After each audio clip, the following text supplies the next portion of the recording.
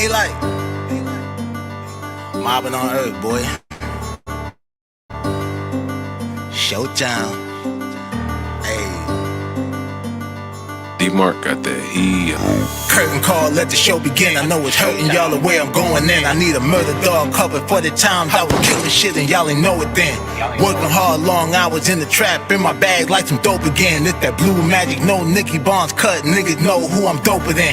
Everybody, old nigga, new nigga, only see a challenge in a few niggas. A lot of y'all can wipe the smile off your face on the mob. It ain't none of you niggas. I just put the switch on the new blicker. Rapid fire spitting, it's a boost, nigga. 2 street for a lot of you niggas. Hard knocks, life, volume 2 jigger. Back on my shit again. Endurance, I tire him out like it's Mitchell, and I'm about to put on that shit again. I was trying to be humble, but fuck it, I'm still a man. We'll rap like a kilogram. They finna spin this up top like a ceiling fan. I'm about to pop like a trigger man. From that hustling stock, so I'm all about my dividends. It's showtime. I was trying to get rich in like no time. Underdog with a slow grind. Had to run the shit up to a gold mine.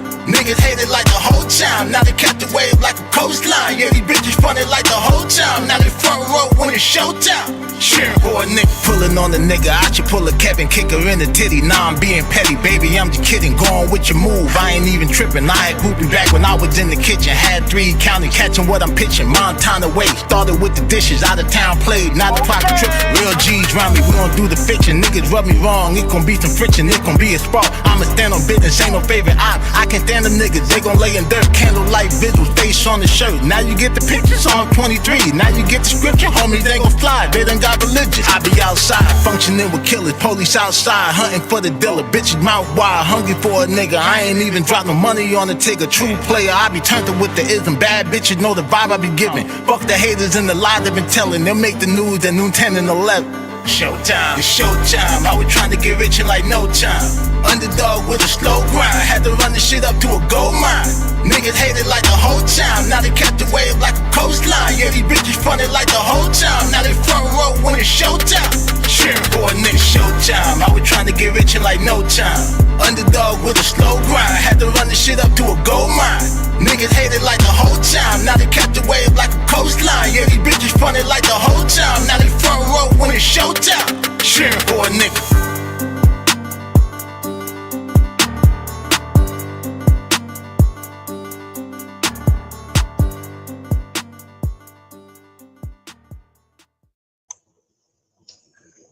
Yo, Rise and Grind World. It's your boy Daylight TV. Back at y'all with another Rise and Grind live show. Tuesday, July 8th, 2025. I should get like super newsy on y'all or whatever. Temperature is now 77 degrees with a high of 95 in New York City. What up, man? What up, man? Let's see. Had to play a little video for y'all real quick. Got a lot going on. Hold up. Fuck. That. We're gonna hold it down for a little minute, see if some people pull up. That's what all the other YouTube niggas be doing. A couple people up in the joint. That's the cover for episode 5.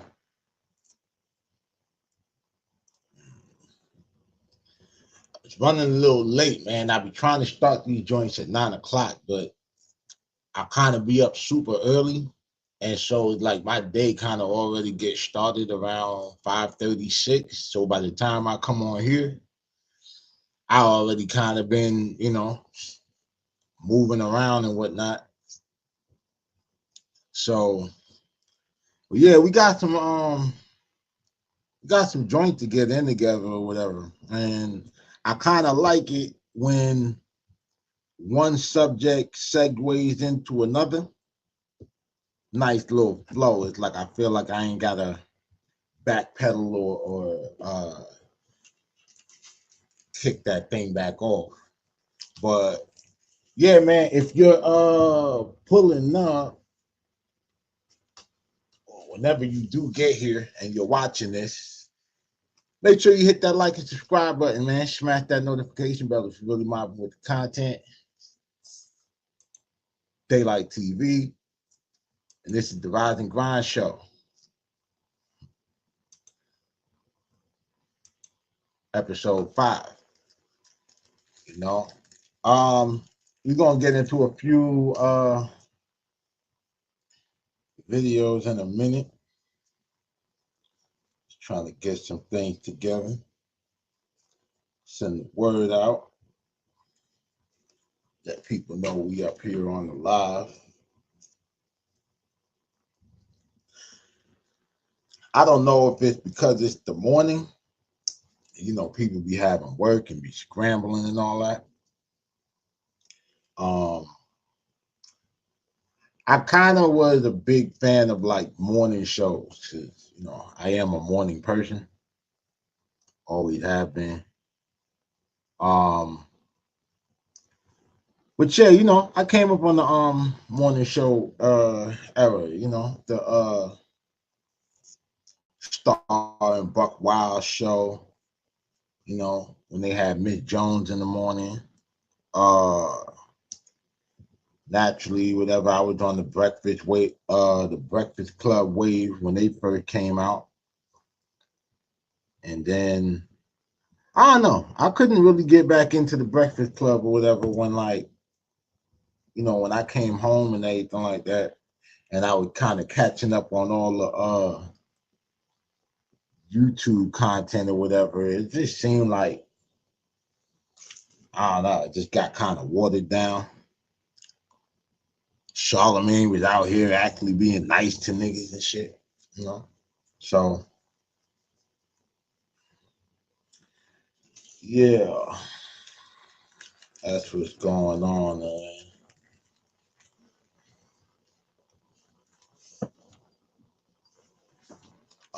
Who up in here? If you ain't here, definitely hit the let me know you ain't here.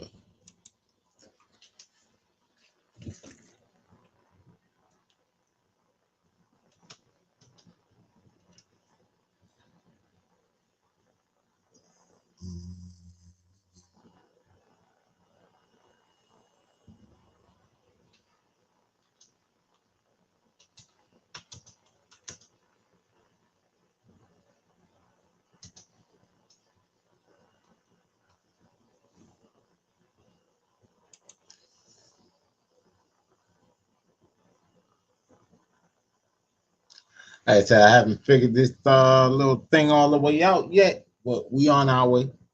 You know what I'm saying? Let me come up on this screen, take this overlay off. There we go. Yeah, man, over here, scrolling up. A little something, something. Oh, shit. But yeah, man. So, Rise and Grind live show, episode 5, like I said. Definitely got some things to get into. So, first up, came across interview with Bangum SMURF, formerly G Unit, you know, with 50 in the thick of the whole, you know, back and forth with Murder Inc. and Preem and all of that. So recently, bro goes on Ghetto Report Card Radio. I was actually watching it because Quad is kept. I know I've been alluding to it or giving like little hints about what the next Mafia Material profile piece is going to be about. And it's going to be about 50 Cent. You know what I'm saying? Boo Boo from 134 All Stars. If you know, you know. So, you know, it's a lot of things that 50 Story ties into or whatever. One in particular, Black Just. Now, Black Just ran the boxing program and everything because Quiet kept 50 was Golden Gloves and all that, you know what I mean? So Bro always knew how to handle himself, you know what I'm saying? Some in Southside say he was a knockout artist. You understand what I'm saying? So like that, right? So Just Black Just died, you know what I mean, in the infamous shooting where E Moneybag tried to, you know, kill Preem outside of the Jamaican outside of the Jamaican Coliseum. You know what I mean? Lit up at him while he was in a Land Rover. And Preem took Just to the hospital. He only had a leg wound, but he bled out. Like, you know what I mean? I guess it hit an artery and all of that. So, you know, there's a lot, you know what I mean, behind that. Now, 50 and Bags is super close. Like, I kind of covered this on the E Money Bag story I did, which I believe is Mafia Material #4. Probably close to 15,000 if we're not there yet. Speaking of Mafia Material, shout out to the city of Detroit, man. Y'all represented for that T Stucky joint, man. We are at 28,000, I believe. So yeah, man, big shout out to the D, whatever. Just for that, we definitely coming back to the mitten, you know what I mean, and get into some more stories because y'all show up for y'all. Shout out to B More. The last joint I did was the Anthony Jones joint. That was probably the slowest one that I ever dropped. Like, you know what I mean? Because that joint ain't even at 10,000 yet. You feel me? Like everything else or whatever is like 12,000 or better. You know what I mean? So shout out to everybody who's been tapping in with the Mafia Material. I appreciate that. But back to Black Just. So you know, Just gets hit up by E. 50 is super close to E Money Bags or whatever. And Troy, you know, like basically they were leading the charge against Preem and all of them or whatever. You know, like on some the enemy of my enemy is my friend type shit. So that's who Black Just is, right? And a lot of people had love for Just and all of that. But, you know, it was what it was, streets, you know what I mean? Sometimes it happens like that.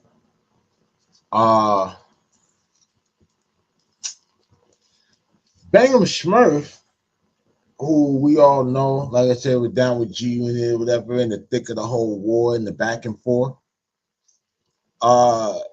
He's from Trinidad. He's still in Trinidad. He got deported after he caught his last case and everything. But he talked about how he moved to Southside at 13 and all of this other shit. And then by the time he, you know, started getting in the mix, like he was a member of the Lost Boys crew, Mr. Cheech and them. Like I mentioned on the E Money Bag joint, a lot of people think that that was just a rap group, but that was a solidified crew in Queens that had like a huge movement. You know what I'm saying? So that's SMURF background. Now, SMURF went on Ghetto Report Card podcast or whatever. Yeah, Ghetto Report podcast or whatever. I thought it was Ghetto Report Card. But probably is. But anyway, Ghetto Report Card, Ghetto Report podcast, whatever. He goes on here and he had this to say. Pull this up. This down.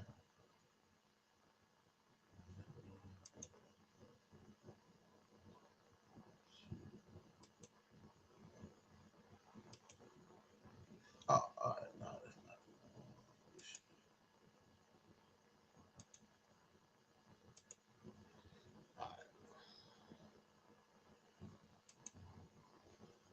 He don't like you. He feel like you don't deserve to be hustling up here. Yeah. But 2-5, always stay with that. why you didn't? Why? So this part he's got going into you know, like 50 being a knockout artist and why he would knock out certain people or whatever on the block. Just to bring y'all in. Why you didn't use it? Because 50 was kind of testing you. Yeah, because I already know this the big homie. Yeah. I ain't know him personally, but I know of him. Like, this the big homie. I'm gonna let it play. He actually talking about the day that he met 50 through one of the Lost Boys OG niggas, or one of the OG niggas from the Lost Boys, right?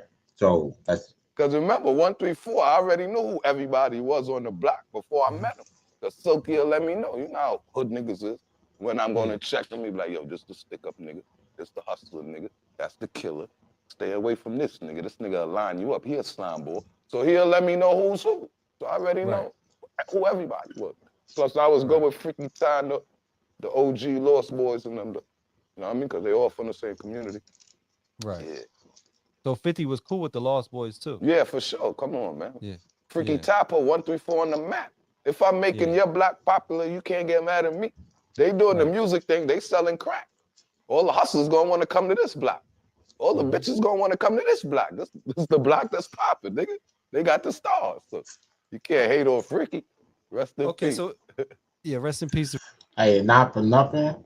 That's kind of how it was, and why like certain rappers, you know, more back then or whatever, got like a lot of love, and didn't really hear too much about rappers getting slimed out, you know what I mean, in their own hood, like how Boosie be talking about now. Because it was really a one hand wash the other, both hands wash the face type situation. Like you said, you repping the hood, like you making it seem like this is the place to be. And so everybody or whatever is gonna start trying to be in a place to be. So more foot traffic. If you selling shit, better chance you have of getting your shit off and having more clientele, because everybody trying to like come from far and wide to hear about this neighborhood that they heard about on the song.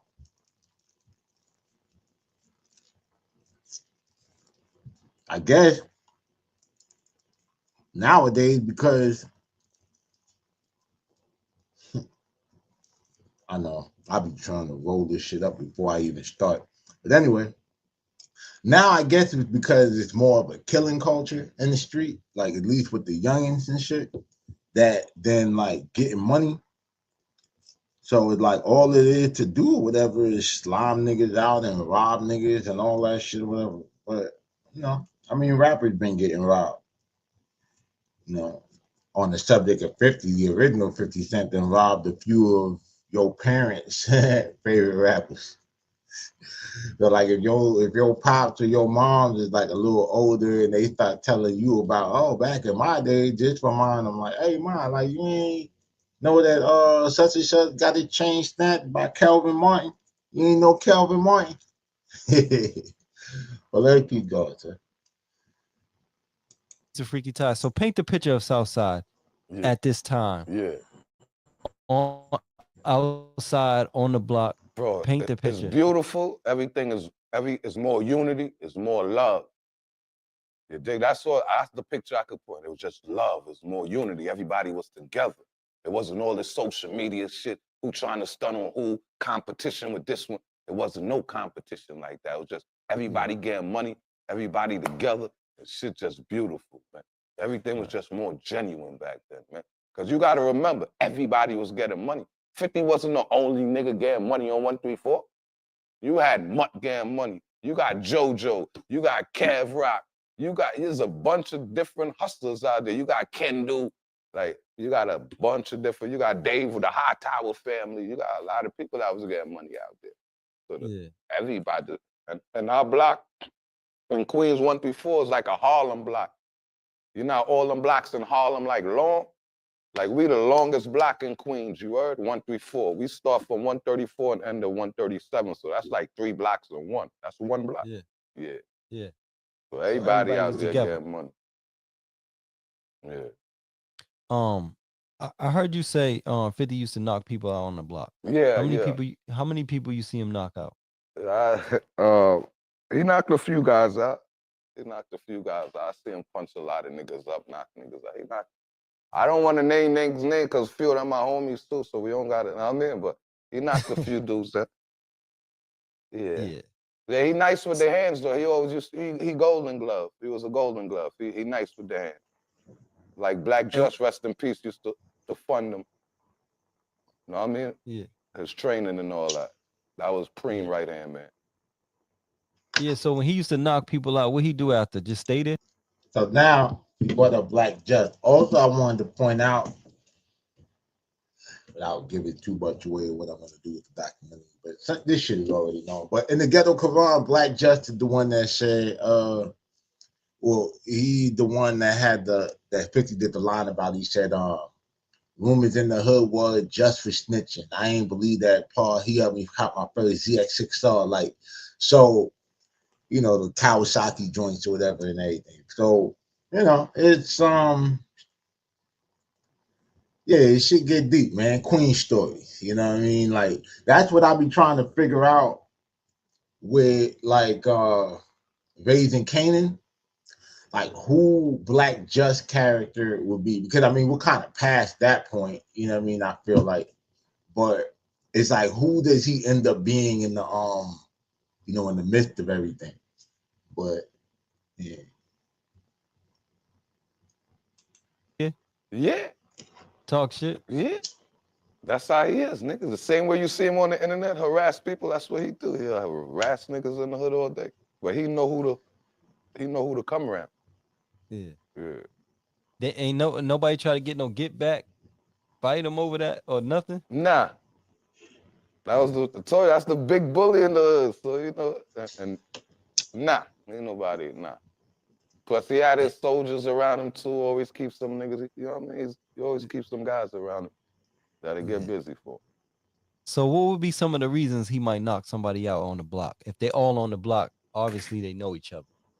You might be hustling, and he don't like you. He feel like you don't deserve to be hustling up here.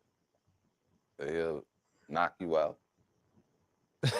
It could be a funny joke. You trying to crack on a nigga and he ain't with it. He'll knock you out. Yeah. Yeah, things like that. Okay. So you said Black Just was funding him. Yeah. Did you know Black when Just? he was boxing. With the boxing. Did you know Black Just? Yeah, I knew Black Just. See, I gotta keep it real. I can't really, this is just me, right? I gotta keep it real because there's certain thing I shouldn't say, but I gotta keep it real. I met Black Just because I used to sell heroin. Yeah. Yeah, and he used to come purchase heroin from me. So that's how I got cool with Black Wait, Just. what you mean? He used to come purchase heroin? He used to come purchase heroin from me. He used to get high, you saying? He used to come purchase heroin from me. All right, now peep game. Right, this is Black Just we talking about. This is Supreme Team affiliated. You know what I mean? Like he got work, he got workers. You know what I mean? You get money. SMURF is a hell of a lot younger than Just, because I mean SMURF is younger than 50. So 50 comes up under Just sponsoring him for the boxing shit. Is like, okay, so Just wouldn't need to get no weight from SMURF, not for no dog food. Because even though he was mainly with the coke and all of that shit or whatever, I'm pretty sure he could, you know what I mean, he could get tied to that. So, damn, this nigga SMURF just said that Just was out here getting hot. That's fucking crazy. I'm waiting to hear what comes out of this shit. And what you was selling? A finger? Oh, Bundles, bundles, 80 a bundle. Yeah, he's shooting up. Hey, you say you gotta keep it real. So I gotta keep it real. This is my story, and this is what I had to learn. Like, I'm not saving nobody. I'm not, because I've been mad humble. I've been mad quiet. No, I'm keeping it real in all my shits now. That's what happened. I used to serve him heroin, bro. Shout out to the OG, rest in peace. But yeah. So at this point, that's how me and him got cool. But when he went heroin, he'll come check me. Yeah. But he was okay. But he was still doing his thing at this time. I don't know what he was doing at the time, but I know he's Black Just at the time, because remember what they did was the 80s, my nigga. That's why y'all getting confused. Okay. That's the 80s. They're not going to be he funding 50 they're not going to be the big dope boys they was in the 80s. Yeah, that's like the 80s, early 90s. I'm talking about 2000.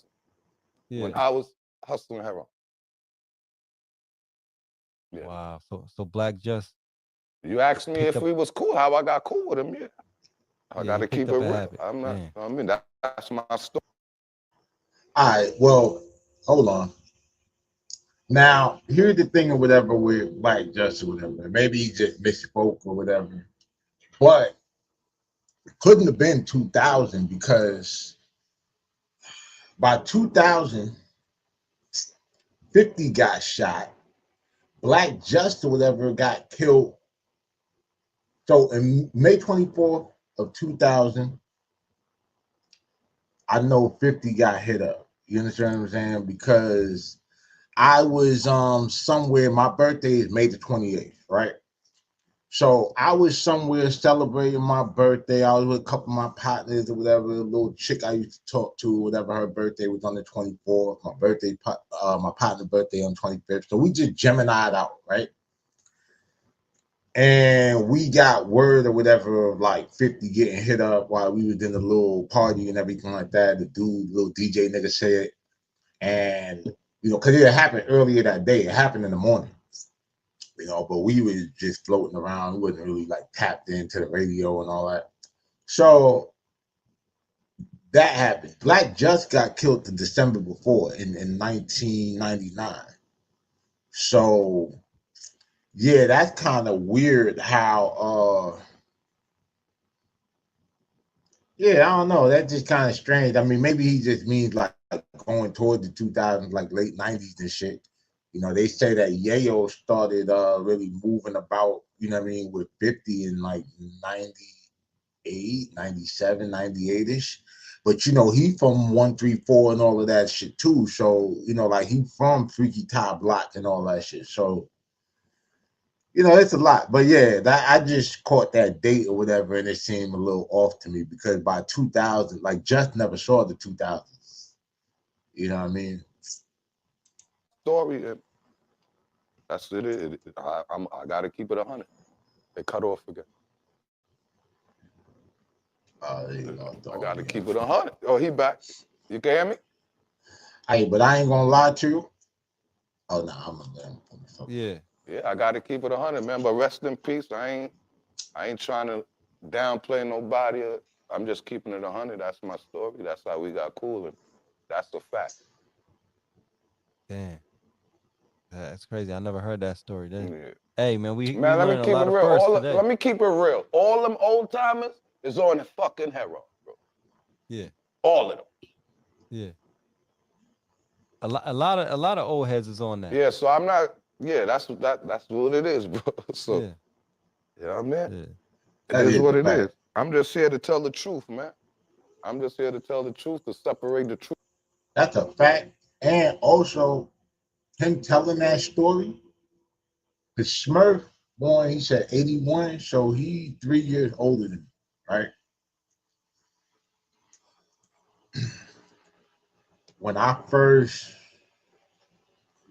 got involved with that dog and all that, man, I was super young. And it wasn't even on no shit like I was actually looking to get into that. I was trying to get, some things, man. I wanted some Timbs, a North Face, some studio time, and like a beat. Nigga was gonna charge me like 300 a beat or some crazy shit. You know what I'm saying? Like, it wasn't crazy, but like for me at 13, 14, like, you know what I mean? That was crazy. So older nigga, he say, that like that weed shit gonna take too long. You know what I'm saying? Like you gotta get it something heavy. You know what I mean? And then he kind of like put me on with that. And I kind of like just stuck with it because I wasn't comfortable like weighing out powders and playing with all that shit or whatever. And I always heard stories about how like dudes who didn't know what they were doing, trying to like bag dope and all that shit, and they catch the Jones and they be hooked, like, because they get in them. Like but yeah, that was like still a thing at that time. And it was a lot of like old heads. There wasn't really too many young people that I was running across that were coming to get that shit from me. You know what I'm saying? Like some of them people was borderline like my grandmama age or whatever and shit. Like, so yeah, like I definitely believe that and shit for New York at the time. You know what I mean? It was definitely going down like that. You started seeing like younger people get into the whole dope shit because you know, when they started putting the oxys out, and there was a lot of people that even I knew that played sports and might have had a sports injury, and then they start taking the oxys or whatever for the pain. And once they healed up and they take them off the pills, they still have the addiction to the opiate. And you know, they'll try to scam or like they'll know other like athletes who hurt themselves and need going to the same doctor. So, you know, like they'll start swapping pills and then like the pills get more expensive. And then before you know it, it's just like somebody will put them on like, yo, the dope cheaper. And they just, you know what I mean? They go with it. So that's really where I started seeing like, you know, people my age that were in my age group start coming up to me or whatever. But by that time, you know, I was late teen. I was probably pretty much out of high school, about to be. You feel me? But yeah, that's crazy. That was definitely that era though. Like, you know what I mean? 97, 98 to like 2000. You know, even something I said on the when I did that Murder on My Mind remix, and I was talking about damn, what was the line? I said that heroin was my first love and that white girl was my mistress. That was 99 to 01. By 02, I switched it because it like some shit, but yeah, it is like some shit like that or whatever. I'll put the link to that shit in the chat. It's a dope joint. Might even play it on here, whatever. I'll just go and find it later. But let's get back to this. See what else he say about Just. Truth from the lies. That's all I'm here for. Yeah.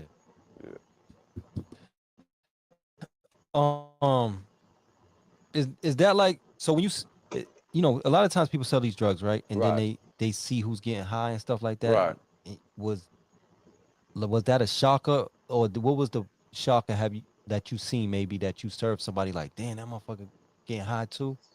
Shit, man. Everybody used to get high, man. Down to the doctors, lawyers, bro. Yeah, man. I serve all kind of people. You got to remember where we from too, Rochdale. The buildings, that's not really the project, Rochdale. That's more like a co-op. That's more like a middle class. That's not a project. Rochdale's in the south side? Yeah, that's across, Okay, that's go ahead. on God Brewer, across the street from 134. That's on the God Brewer Strip. So you got a lot of people with good jobs that work there, a lot of seats.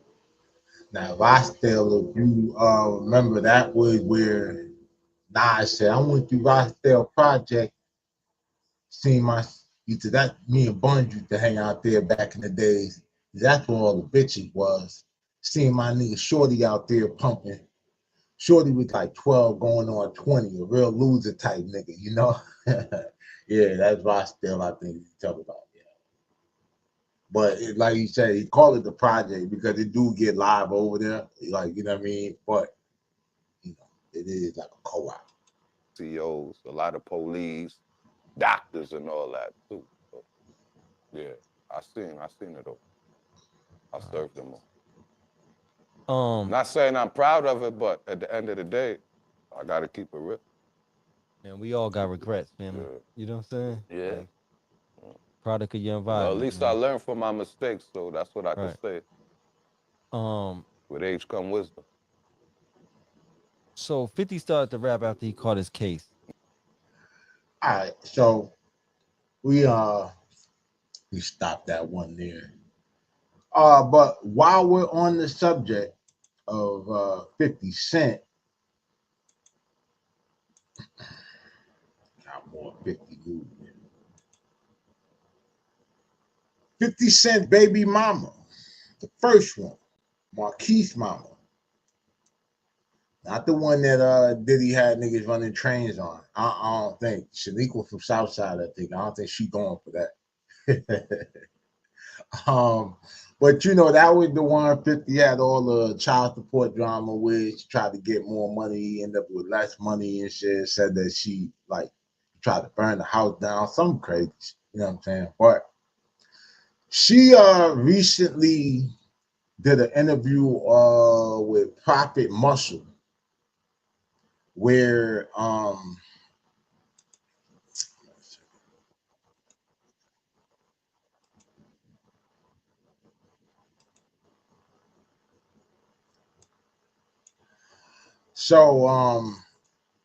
she did an interview or whatever with Prophet Muscle talking about how Diddy didn't strike first, you know, with the baby mama get back. Like, you know what I mean? So pretty much whatever happened with him and Daphne, that was revenge for something that 50 did or tried to do. I don't know. I ain't finished watching the video. We're gonna watch it together.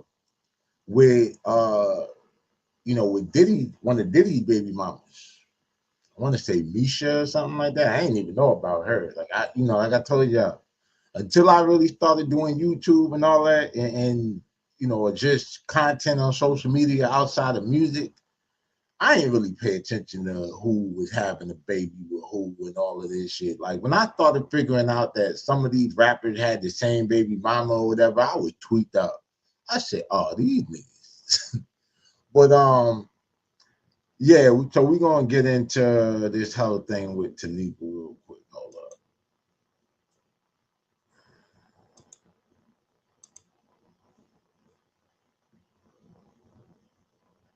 We're gonna get to the juicy stuff, but a lot of people came in here. Oh, we were saying that I said Puffy wasn't the first one to sleep with someone's baby mother. And that's the real of it. Like, Okay, so what happened? Who slept with who? We want to get to what? Who did that? Who was bending who over? Did I know who happened? this what it was. So, unbeknownst to me, you know, James Cruz hires Puffy's baby mother to be his stylist, right? Mm-hmm. Wait, James Cruz? Who's James Cruz? James used to work for Violator Records. Okay, go ahead. James Cruz shop. Now James Cruz is the one that 50 don't really like. That he say he managed 50 and 50 kind of like debunked it or whatever. I guess just saying that he was Chris Lighty's do boy and you know all this other shit. Well, for some reason, like he be having like a little issue with James Cruz. I forget what it was, but I think he did mention it like in Vlad or something like that because he did a Vlad interview. In fact, James Cruz is the uncle of the nigga CJ that did Whoop did. So, you know, that's interesting. His name came up in this shit. Okay. James Cruz. He hired me to be 50 stylist request from 50. Because 50 was upset. He wanted to sign Mace. So Puff was like, okay, you gotta give me I spent $2 million on him. You want to give me $2 million? Mm-hmm. 50's like, no, I don't feel Mace is worth $2 million. So At the time, Puff is like, no, that's my price. And if you want him, I spent $2 million on him as an artist. You're gonna give me $2 million, not on some of this. This is what his price. You can't. His price is his price. Boo Boo was mad because Puffy didn't want to give him his artist for the price that he wanted to. So he decides, I'm going to hire his baby mother, bring her in, to plot to sleep with her to get information on Puffy. wait, hire her to do what? What do you mean hire? She's a stylist. Oh, okay. Just want to make things clear. I'm out the loop with that shit. Oh, you hired her to be. He hired her to be her But for stylist. him, it was a plot to, you know, even like when she first came on, like a girl that used to work for him, she was like, oh, but you like Misa, she's so nice. And you know, she came in the gate, so the girl was telling me she came in the gate talking Puffy out the gate, like talking about how he's abusive. This is what she's telling the girl, and the girl's telling me, she said, well, you like her, she's so nice. About how long ago was it? I know, not even probably maybe a year or two off, but about how long ago was that, you think?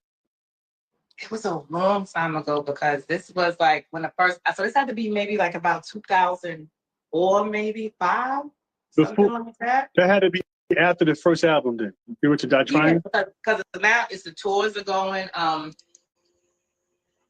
Now, here's the crazy shit. I remember the situation, but we were just talking about this yesterday when I was playing the clip from, I want to say, Kai Reality TV of Jim Jones, you know, the whole Jim Jones and Ali Zoadam, you know, situation. And Ali in his Cam Capone interview was talking about a situation that he helped Jimmy with the whole Mace thing. And I was saying how, you know, those things are kind of like, they're around the same time, but then he was talking about balling and all this other, like the story was just all over the place because balling is like 3 years after the whole thing or whatever with Mace and the Hot 97 call and Welcome Back and all of that. Now, I do remember 50, I want to say I remember. Don't quote me on it. I'll find it or whatever and post it as a short or something just to verify if I'm right. But you know, somebody had asked the thing about 50 because Mace had gone on tour with niggas. He did a G Unit Radio mixtape where he had like he was like Jesus or something. And if I remember correctly, the mixtape, legendary mixtape designer, Miami Chaos. For all my mixtape era niggas, y'all remember Miami Chaos or whatever. That was the nigga that had all the comic book style, like GTA style covers and all of that, right?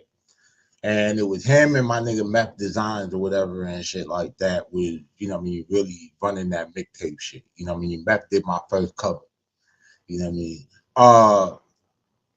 But Miami Chaos, I believe, did an interview where he alluded to, you know, his beliefs, like he would never create anybody in the image of Jesus or any like religious prophets or anything like that. Like that's where he drew the line. And I guess it was some friction when he turned that down, but for some reason, me just doing the math, I assumed that he was talking about the Mace G Unit Radio cover because that boy damn sure was Jesus. You know what I mean on that joint. But 50 had said some shit like Mace wasn't worth $2 million with $2 million in his account. Like as far as the artist or paying that much to get him, because I believe, you know, that's the same game that Diddy played with Jimmy Iovine when he wanted the locks. You know what I'm saying? Like, because the Rough Riders were distributed through Interscope / Universal. And yeah, Jimmy was going to get the locks off of Bad Boy, get them back to Rough Riders where they started. And I think did he charge $3 million for them? Because they went platinum or some shit. And so, yeah, you know, that's Diddy's move. He gonna get his bag, you know what I mean, for whatever he put in, and then some. But yeah, so damn, all of this shit or whatever I thought it was probably something else, like when Diddy stopped working with him and all of that shit. But then again, that's not that far off. All that take this money, make this money, and you know, all that bullshit or whatever. It's around the same time. But not that, like I said, not that distant at all. Now Mace is like, so Mace was going on tour with him. So you know, like I met Mace, like Mace was around. So at this point, Mace is around, Right. and which he's just a cool guy, whatever. So I laugh every time when I first met Mace. I was like, Mace, I see, you know, Mace used to preach with Creflo Dollar. So I was like, oh my goodness, I see you on, you know, Right. Creflo Dollar, spiritual father, and he's looking at me like, I'm Murder Mace now. But anyway, like that's a little joke. I fuck with him. I like Mace. Yeah, I fuck with Mace. I'm Murder Mace now. But anyway, yeah, so Mace is around, so he really wants to sign Mace, and so he brings Misa in, and yeah, you know, and that was it. So Wait a minute. yeah, so he brings us. So that's why when you hear in the song, I'll play y'all the audio. That's why when Yeah, you don't hear the make me say song, what Misa told me. I he thought said just Yeah, I let think up. he said one of those content creators had pulled it up. I'm sorry, I'm talking it was about the thing. academics. Like he was on point Pulled with it up. Yeah, he definitely was on code with it. He pulled it up in a line in the song, yeah. but I He wasn't says it in the song. He said, "Don't make me tell you what Misa told me." right. He said it. Don't make me tell you. And then he made another song. I forgot to pull it up, but yeah, but he said it. Don't make so that was the trick. But I guess Puppy plays the long game because fast forward now, not only he did sleep with your baby mother, he dog walks her. Night dog, He man. dog walks her. Nasty work. Yeah. He dog walks her. And I said it when James started testifying, and I was doing the recap or whatever of the Diddy trial. I said, Shorty, you were revenged. And the fact that you didn't know that just showed how game goofy you was. Like, you know what I mean? I don't know where Shorty come from, what kind of upbringing she had, but she definitely wasn't laced before she came out the house.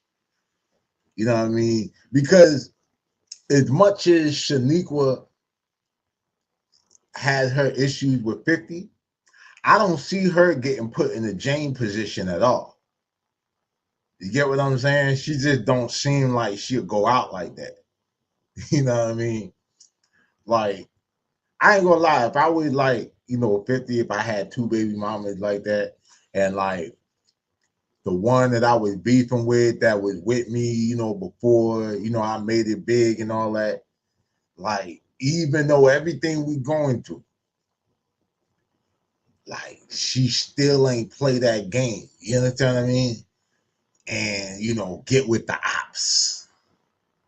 Now, Marquise went and took a picture with Supreme Son and all that, and she might have, used the boy against his daddy, and that's some sucker shit within itself. But as far as like an outside party, like third party shit, you know what I mean? Aside from maybe these interviews that she doing,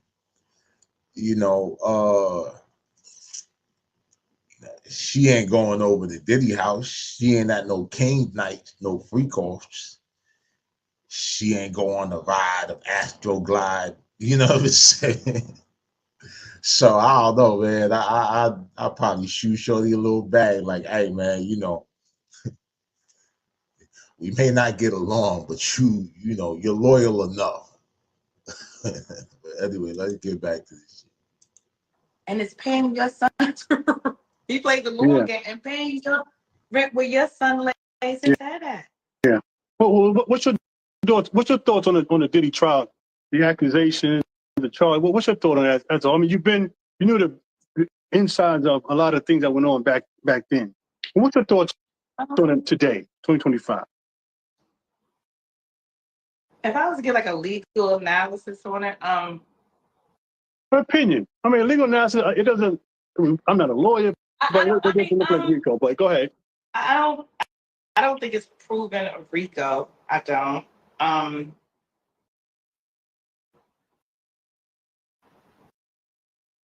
But I think sometimes people just want to atone for the things that they have done.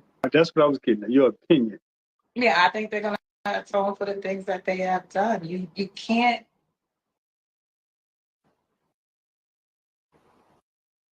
See, I feel like the devil could bless you and God could bless you. It's who you choose. Mm-hmm. Just because we see the glitz and the glamour doesn't mean it's a blessing. But I just feel like when you are in that light to that magnitude and to have the success of being able to change your family's lives and to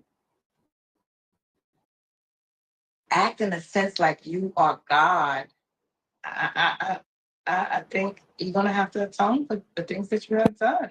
Quick question: do you think that female is a victim? I think Cassie's a victim. I don't think that is a victim. I think she has been a victim as in when he put his hands on her, then she's a victim.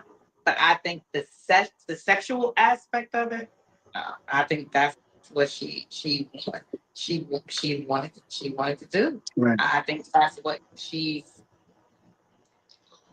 history, even by her own testimony, that's what she does. Like he said, I mean, for real, the jury didn't think Cassie was, a victim or whatever. I mean, basically they were a victim in the same regard because the two transportation to engage in prostitution charges relate to both Daphne and Cassie. Right? So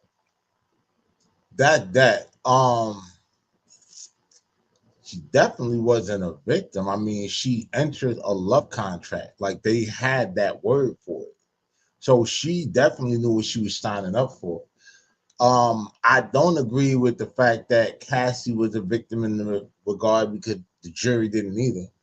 But shit, like I've been saying, if Diddy is the John Gotti of baby oil, Cassie is Sammy Gravano for sure. So yeah, I don't really think or whatever any of them. I think Diddy is a bad boyfriend and a freaky ass nigga. That's where it stops, and that's pretty much whatever what he was convicted of, being a trick.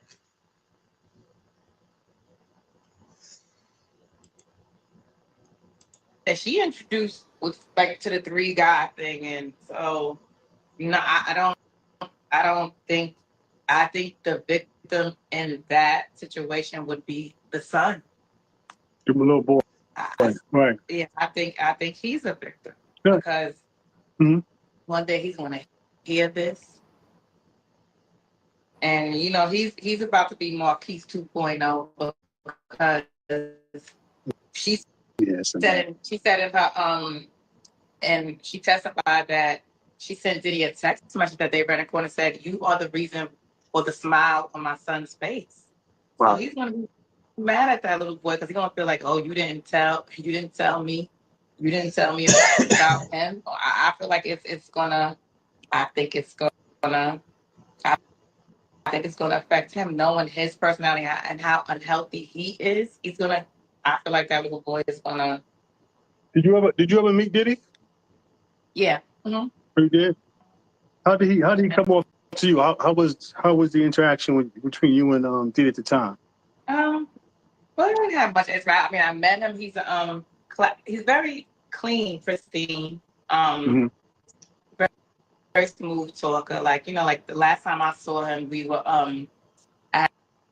I took the children to a Beyonce concert, and Mona Mona Scott Young had brought Diddy over to us, and he was like, Marquise, I'm your uncle, he just said hello, but very much, just very charismatic individual. Very, very much. You heard the voicemails. Like, you think you're gonna give me silence? This is gonna be silence. Right. Better get on your job. Well, go ahead. No, but he just seems like just a cool individual. Yeah, just. But he never tried to highlight you. No. I'm just going through some of the chats people told no. We're gonna just talk shit like that. Very brief interaction, but no. Right. So like you said, this is not something about you getting money in interviews and you coming on live. Eventually you will branch off and start speaking about yourself. No, if the person is going to have an opinion about me, like, not saying that their opinion matters, but if you're going to have an opinion about me, it's not going to be just based off of what the narrative that he has tried to control. And that's the problem. Right. He has been doing this for years, pre-social media. I'm talking about just in the public for so long. He's been doing this for so long. I want to segue too. What we didn't piggyback off of was the Misa thing. Like, I don't want to forget this. Oh, go ahead. So then, now, and I come on tour. I see her. She's acting funny. Like you could tell. Like, she didn't want to engage with me. You could just tell it was funniness. So then now I'm on tour. Mm-hmm. People were knocking on the door, and you go out, no one's there. Like, it was just a whole bunch of funny stuff. But this is what it said. Wait, so I was in the process like of leaving him then. Like, you know, like I had enough of him. I was, you know, ready to go. Mhm. So we had a conversation. I said, you know, he just said, "Oh, let's have another child," blah, blah, blah. And I'm like, no. I'm just, you know, I'm ready just to exit. So I said, I'll get an attorney. You get an attorney. You say you want another child? You said by Yeah. you? Okay, go ahead. Another child, because he knows my personality. People use you against you. He knows that probably if I had another child, I probably would stay. You know, whatever the case might be. Right. So I said, you know, I'll get an attorney. You get an attorney. And we'll just do a deal. You know, like, you know, just do a deal. We don't have to go to court or anything. So that was my thing.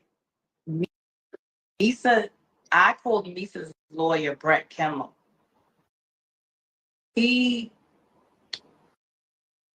She tells him, I guess like she must have talked to Brett or whatever and said that she tells him that I called Brett and he retained Brett before I did, even though I had called him already, which he really was tainted and he wasn't supposed to be on the case anyway, which I have that in transcripts too. Like I had my phone records to where I called the office. Like if you saw his number there. I had a conversation with him. Like, so, which is crazy. But anyway, he was supposed to be on the case anyway. She told him that I retained him and that's why he filed. Because he knew I was going to, or that would have been, he knew he wasn't going to do a deal with me in the background, so he knew that I was going to file, so that's why he filed. Not because I was greedy and I was asking for more money, it was because he knew I was going to file, and he went and tainted it, and he retained the lawyer that I was trying to retain. Or because she... So, hey, quick little legal news you could use for, you know, the unhappily married guys out there. So, yeah, that's a thing. Conflict of interest, right? Sometimes you don't even have to full on hire the lawyer. You could basically pay or have a consultation, right? And discuss your case with all of the top divorce lawyers like in your area. And now it's like if the woman that you're divorcing goes to the lawyer, he can't even represent her, take the case, because he's already discussed this case with another potential client. You know what I mean? That's a game people play a lot. You know what I mean? So yeah, just something that that's crazy. But I could see, I could see 50 playing King Petty, nigga. She told him about the attorney. Who talking about the attorney? Misa. Misa told her. Okay. Yes. And he filed for child support. Yep. But you know, like, you know how the handlers do, because we went to a fashion show. G-Unit had a fashion, it was Fashion Week. We go to the fashion show. Chris Lighty's assistant asked me for a copy of Marquise's birth certificate. And I'm like, no. What, nigga? But you need that to file for child support. You need a certified copy to file. Like, as I know, I didn't know then, but I know now. And she asked me for a copy of the birth certificate. And he kept saying, "Shaniqua, you sure you don't want to be with me? You sure you want to be with me before I do something stupid?" And I'm like, no, I don't want to be with you. And she happened to be at that fashion show. Go ahead. And the baby mama. And that's when he filed. Not because I was asking for money. I was being like, that's what I'm saying, just spinning the narrative, just the crazy bullcrap, just spinning the narrative. I never asked him for any more money. I just said, look, I don't want to be with you anymore. Well, you know, you're gonna have to pay something. Like, you're gonna pay child support. So that's just, I wasn't even gung-ho about going to court. That wasn't my thing. But you know, the powers that be, because you know, like now he's a cash cow, he's an entity. Right. So they're gonna protect his image at any cost. So now they concocted this story. We're gonna file. So it would look bad if she takes you, but if you take her, and that's how that came about. But yeah, she was the one who told him about was looking to retain her attorney. And he took you to court for child support. I mean, I know the story, but you know, for the people that don't know, messy as hell. Have you ever had a conversation with Misa since back then? Y'all never spoken. No, we never spoke. That's the thing we never. So, all right, that's that. So we get the idea. So basically, 50 smashed Diddy baby mama first behind, well, according to SHANIQUA, the Mace situation. Let me see something.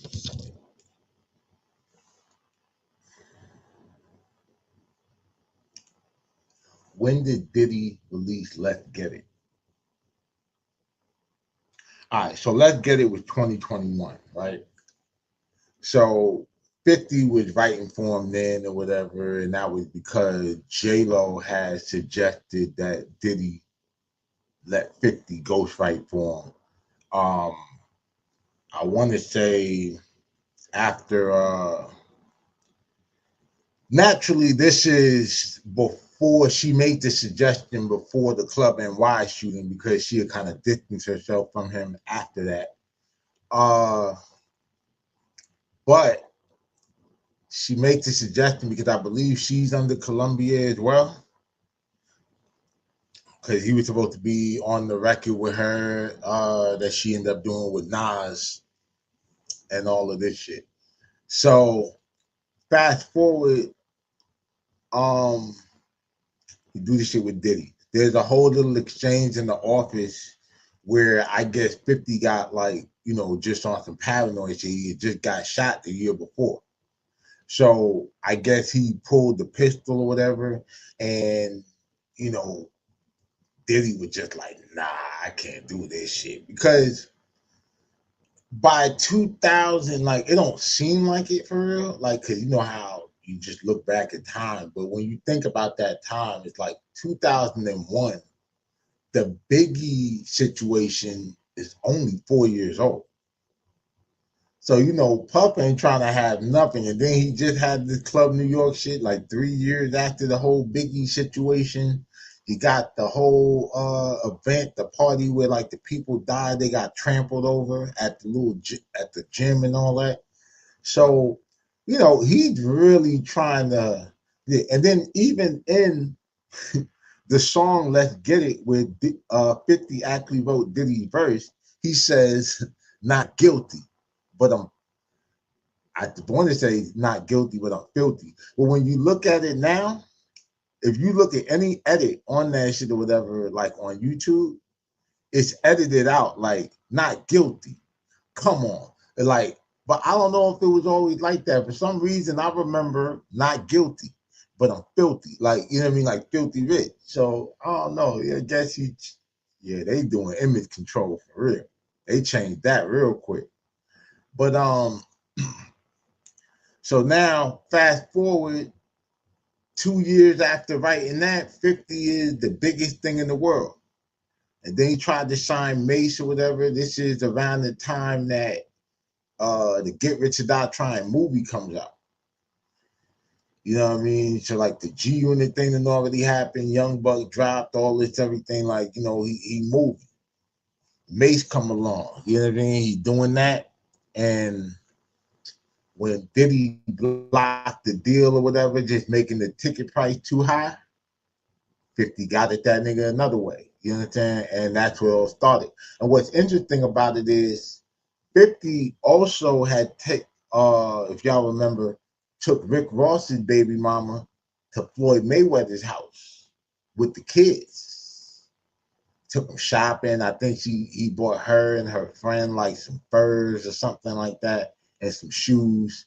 So Tia Kemp, you know what I mean? And you know, when Diddy did that Last Train to Paris and all that, one of the biggest records on there was, you know what I mean, with Rick Ross.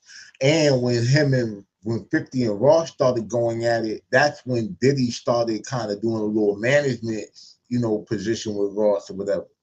So, yeah, man, all this shit or whatever connect. And all this shit is really about women. You know what I'm saying? Like baby mama drama and yeah, man, this shit is deep. And I mean, it probably didn't even start with baby, but now it becomes that. It's like, nigga, I'll fuck your bitch. You understand what I mean? In the world of Diddy,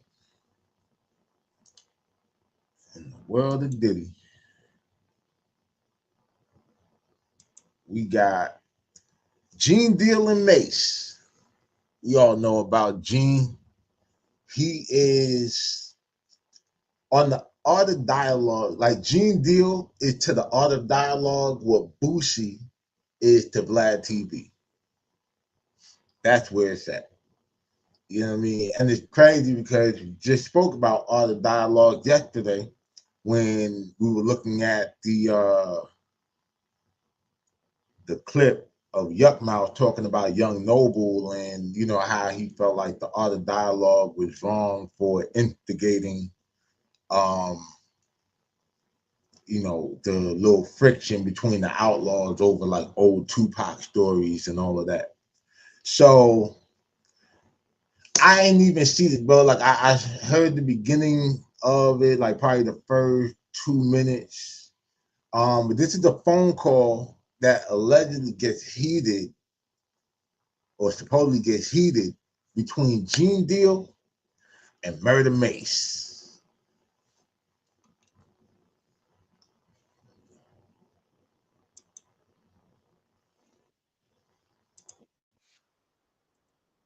Yo, Jen, it was good. It's Mace. Mace, what's going on, Playboy? Hello? Hello? Yeah, who this? Yo, Jen, it was good. It's Mace. Mace, what's going on, Playboy? I'm good, man. I wanted to talk to you, man, because number one. You want me to put you on the show or what? I mean, you can. You can. You on the show right now? Yeah, I'm on my show right now, Mace. Yeah, I don't mind. I just like Gene, I know you. So I mean, the first thing I think, like you, when you be saying stuff, I think you need to be more truthful, man. Because you were there and you saw some things, but it seemed like you doing stuff for ratings and instead of just being real. If you're gonna tell people the truth, like don't blemish my name and try to make your show look better. Tell the absolute truth, man. How'd I blemish your name, Ace? I know, but you keep saying stuff like me and Diddy, like, you know I'm a real man. Like, why you guys looking at me funny about what you saying, bro? How I got somebody, hold up. How do I have somebody looking at you funny, Mace? I mean, just straight up, because you know, like, you saying funny stuff about religion and all that, like me and him saying, like, yo, you know, I don't even play like that, bro. Bro, let me tell you something. Like, did I say you and him was praying together? Go ahead. I'm gonna let you talk. I know you to be a real one. I know you to be a real one. Go ahead. I know you to be an upstanding guy. So I'm not expecting no funny business from you. Like even in your show, you said you do. I know what people. Never mind. Some stuff about you and Puff was taking a picture with his dude shot Big before he even got killed. But you never really addressed that. So if you don't start addressing stuff, bro, address the real stuff, man. Don't be playing around, because this is not a game. This is people's life. Hold on. And I'm the only one really willing to take a picture with his dude shot Big before he. Not expecting no funny business from you. Like even in your show, you said some stuff about you and Puff was taking a picture with his dude shot Big before he even got killed. But you never really addressed that. So if you don't start addressing stuff, bro. Wait, he said him and Puff took a picture with the dude who shot Big before he even got killed? I'm pretty sure Gene addressed that. Address the real stuff, man. Don't be playing around, because this is not a game. This is people's life. And I'm the only one really willing to say something or to do something about it. I ain't hiding behind no YouTube and all of that. So you saying, Mace, hold up. You saying that. Oh, that nigga Mace said, I'm not. He said, I'm willing to do something about it.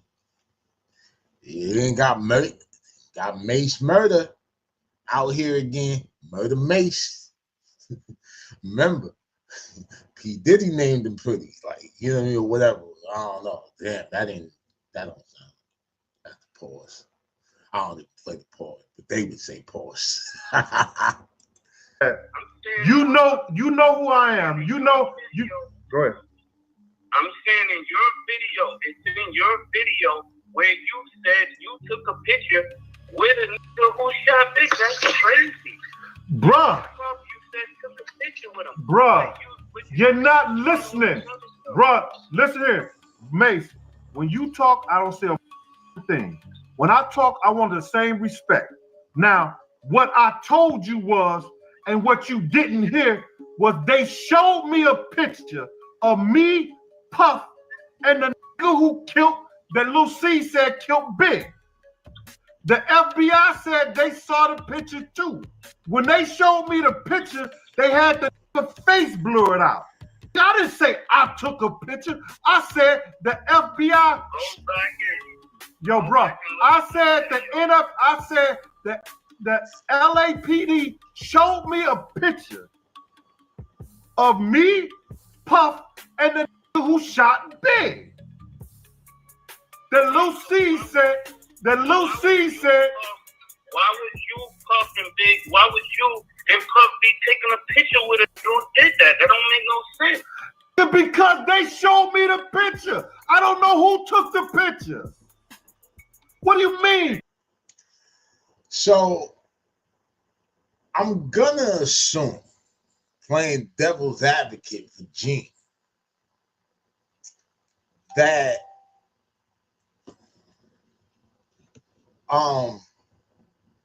it's Gene and Puff in the picture, and that the dude that did the work on Big allegedly is somewhere in the background, like he's standing close by. You know what I mean? And then that's how they did something, Muhammad or whatever. You know, he had the little Nation of Islam looking like bow tie on and all that in the picture that they had circulating around. But that's I mean, that's the only thing that makes sense. Because I mean, if they're actually posing in a picture together, that's wild. Because then Gene was saying that the bullet that Biggie caught, you know what I mean, was really a hit meant for Puff.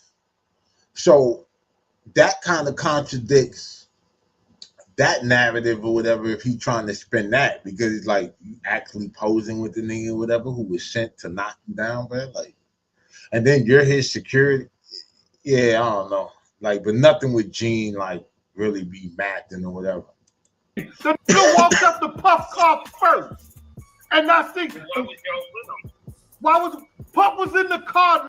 I was standing on the outside. This nigga was coming up down the drive. He was coming down the street. What are you talking about? So if you want to say something, Mace, tell us why you didn't go. Mace, why you didn't go to the party? Mace, why you didn't go to the party? The party? Because I was in a hotel with Brandy. Why you didn't go? Brandy told you, you told me that Brandy told you, let's go to the party. Why you didn't go to the party? I didn't go to the party because all y'all seem like... Yo, Mace was in the hotel with Brandy? Ray J's big sister? This is the first I'm hearing it. Damn, this was a hell of a night. But then Tyson fight, nigga. Vegas? Oh, no. That's fucking, I'm thinking about Tupac shit. Nah, this is the vibe, yeah. But damn, okay. And it's crazy because I think it was this Vibe or Soul Train? Snake. And I'm not going to... Oh, so Mace, who told you, Mace, didn't I tell you, listen to him, Mace, did I tell, let's keep it 100. When you was riding around, Answer. Let me answer. Go ahead. Let me answer the question. You guys was the security. If somebody shot the biggest rapper in the world, why y'all didn't shoot back? Y'all had guns? Mace, let me... Hey, yo. So, yeah, it was the Soul Train Awards. I just remember. But now, Gene is asking Mace, the artist, why he didn't go to the party. Mace said he in the hotel with Brandy. Now, what they were doing in the hotel between consenting adults. You know what I'm saying?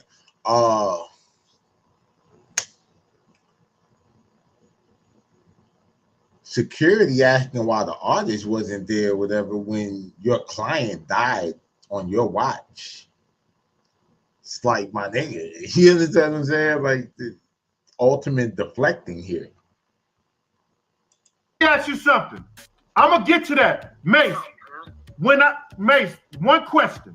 When you was riding around Cali with Stevie J, didn't I pull you to the side and say, what the fuck is you doing in a drop top Benz riding around with Stevie J around Cali?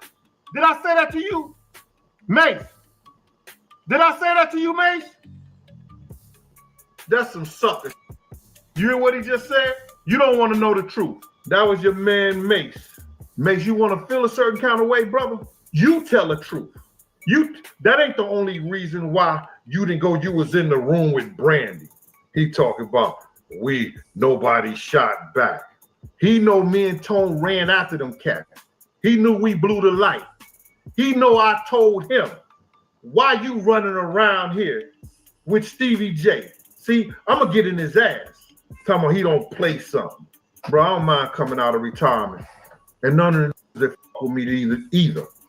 Yeah, call the nigga back. He don't want to hear it. But let me just tell you something, Mr. Mace. I don't do nothing for ratings.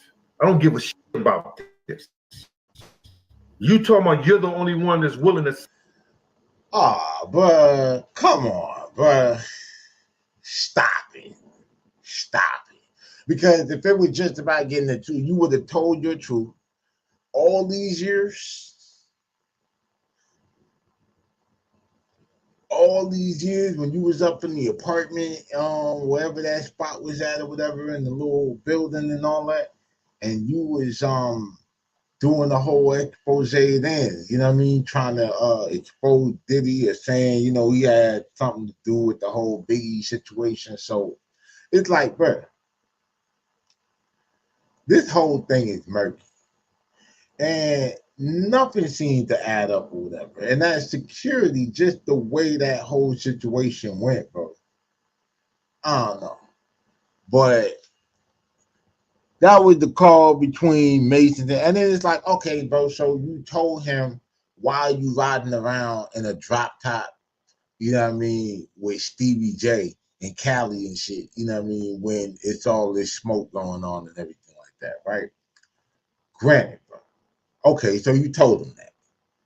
So now, if you tell him that, your security, you're supposed to warn the artists on the label how to move so that they make it home alive. Now, if you did tell him that, and that's the reason why he stayed in the hotel, like, where the fuck is the harm in that, bro?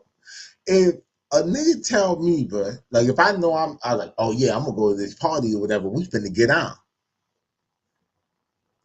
And then somebody tell me like, hey, bro, it's a lot of smoke in the city, man. You gotta be careful. Or you don't even say anything about the party, but you tell me that it's too dangerous for me to ride around in California with the top down and enjoy the sun and the palm trees. That's the whole purpose of Cali, bro. Like, you know what I'm saying? You want to ride in the drop top or whatever and shit, see the girls, let the girls see you, get the palm trees and the wind blowing and, you know what I mean, all that. So if that was kind of enough to make the nigga cautious to stay in the hotel instead of going to the party, where's the suspicion in that? Mace definitely wasn't in no position to set Big up. So, I mean, what did that have to do with anything? Like, okay, you did your job. Nigga took, like, warning. Like, man, I ain't going out tonight. After the nigga tell me some shit like that. So, you know, I don't really, you know, see the point in that. But on the subject of Gene Deal, we got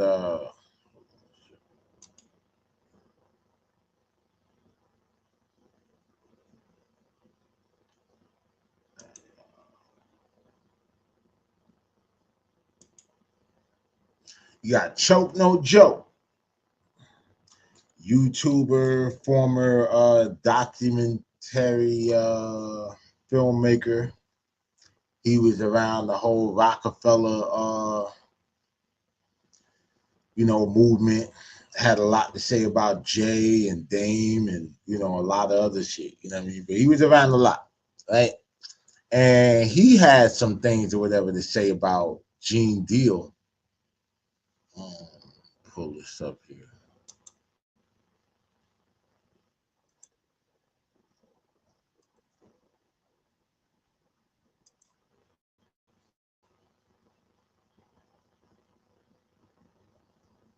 So, yeah. And we were just talking about the whole Biggie situation and whatnot. And, May saying that Gene was in the picture with the guy who shot Big. And now you got Choke No Joke saying Gene Deal knows who killed B.I.G. Unique and Unique and Chaz called and warned them, so who told them, right? So check this out. So now he's talking about Unique Mecca Audio and Chaz Williams. Now here's an interesting thing that also connects with 50 and Diddy situation, how this all rolls in, right? Chaz used to manage 50. In fact, when they were supposed to be squashing some kind of beef between like MURDA Inc. and mob shit, big mob shit. Oh, that's how, yeah. But Chaz set up the sit down between 50, I'm guessing Irv and Supreme. You get what I mean? And 50 didn't show up for the joint or whatever. And Chaz was mentioned in Many Men or whatever. He said when he said Slim, switch sides on me, let niggas ride on me. I thought we were cool. Why you want me to die, homie? You know what I mean? And then even tying into the Lost Boys shit from the Bang'em Smurf joint that we were just covering, the hit song by the Lost Boys rap group, Renee, was actually about, I want to say her name was Ebony. And that was, I believe she was Chaz's daughter. Like, you know what I mean? Or one of his daughters or stepchildren. I'm not really sure whatever what the relation, but I know it was like, one of his daughters and shit. So, and an actual friend of Mr. Cheeks. So, yeah, it's just kind of interesting how all of that shit ties in or whatever. But I never heard about Chaz placing a call about that situation. You know what I mean? I always heard about Unique. But there you go. Hold on. Oh, let me. Until I have it up.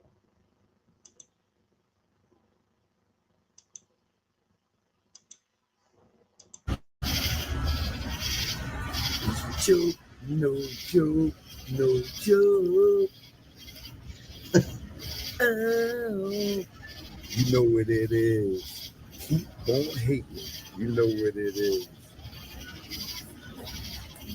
It's joke, no joke, no joke. Oh, you know what it is. Keep on hating. You know what it is. Never did I think hip-hop go this far. Never did I think I see Diddy behind bars or cows with penitentiary scars. The man act. Is it going too far? Back. Y'all industry rats. Y'all whack. And that's 100. On parole, you'll be trapped like Pac. To go viral. Gene saw the nuts of Ja Rule at the freak off and Diddy's too. Butt plug shopper, freak door stopper. Yo, nigga, you don't know if you're a criminal or a cop. But you're next to be locked. Yo. Ask Keith D. This nigga Choke got all the jokes. What the hell is the no joke about? This is stupid, man. Butt plug shopper. He don't know if you a criminal or a cop, freak or stopper. Yo, this nigga is wild as hell, bro. Like, Joke, no joke. Y'all know what it is, man. I'm in the building. So check it out, right? Gene, I just seen do another interview, and this dude keeps lying. And for all you idiots out there that keep saying the story never changed, let me help you out with the new one. The new one is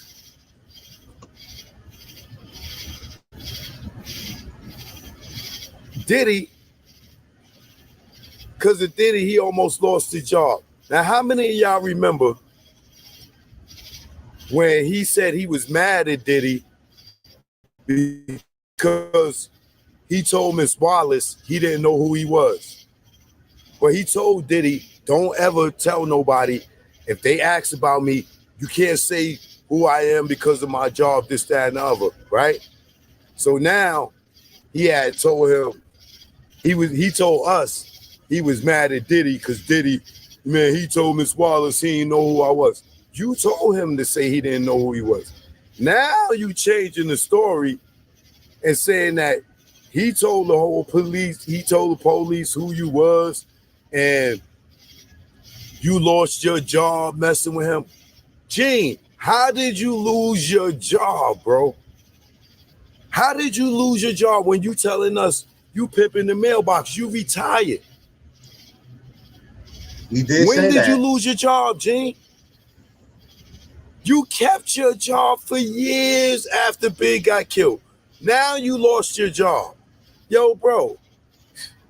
Like, you just sitting there playing the art of dialogue out his money, huh? You just can't, you think he don't know that your story's changing, brother? But you see, the thing about it is, the play for all the dialogue is this: whether Gene is lying or not, right? It's content, and people will watch the first time for the clickbait because she's gonna give you the clickbait, you know, in the interview, right? He's good at like the shit that he's doing because he's been getting a bag for it for years now. Now, even if he changes the story and then people is like, oh man, he was on your platform, he's a liar. You have content creators and just regular YouTube detectives that aren't even in the creative space with it that will go back and rewatch the shit, share it on their social media and all this other shit. Excuse me, y'all. But yeah, so he damn sure Art gonna run up the bag. If it ever blows up bad enough or whatever where he gets exposed, they'll start interviewing all the dialogue on Piers Morgan and shit the same way that they be pulling Vlad on there. You know, so it's the same shit. He follows the same format, you know what I mean, pretty much. So yeah, dog, like he definitely doing that shit for the viewings and shit. If he cared that much, if he was that passionate or whatever, he'd have did something. All that I'm coming out of retirement.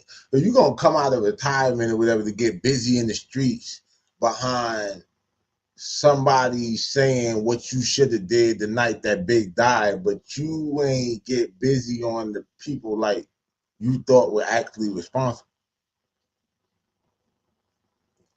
So yeah, it sounds good for YouTube, nigga. But in real life,